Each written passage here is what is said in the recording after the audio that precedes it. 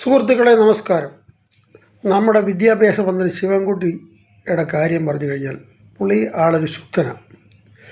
ആളൊരു LLB-കാരനൊക്കെയാണ്. പക്ഷെങ്കിൽ നിരചൊവ്വെ വർത്തമാനം പറയാൻ പോലും അറിയത്തില്ല. അതിൻ്റെ വീഡിയോ ഒക്കെ നമ്മൾ കണ്ടിട്ടുണ്ട്. ഒരു ഓഫീസിൽ ചെന്നിട്ട് അറിയാവുന്നൊരു വല്ലതും പറയാമെന്നൊക്കെ പറഞ്ഞു. അത് പോട്ടെ.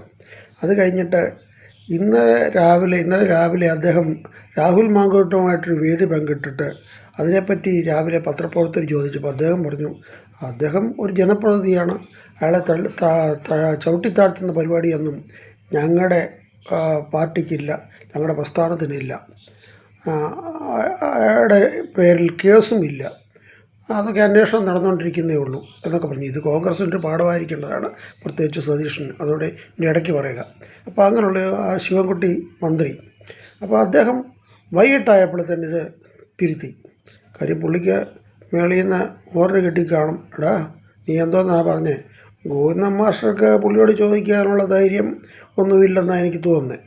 പിന്നെ കാരണഭൂതൻ വിളിച്ച് പറഞ്ഞു കാണും, താനിത് തിരുത്തിക്കോ, നീ തിരുത്തിക്കോ, അതാണ് നിനക്ക് നല്ലതെന്ന്.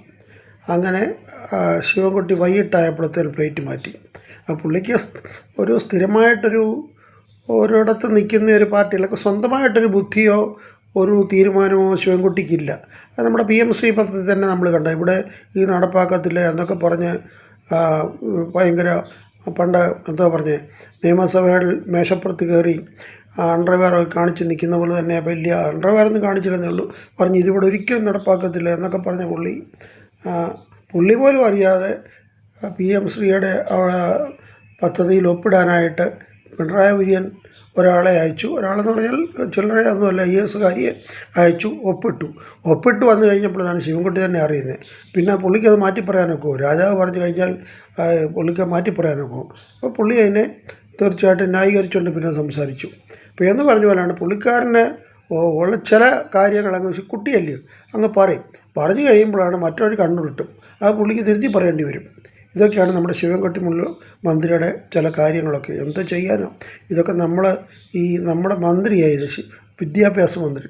ഇതൊക്കെ പറഞ്ഞുകൊണ്ട് ഞാൻ ഉപസംഹരിക്കുന്നു. Good night. ജയ് ഹിന്ദ്.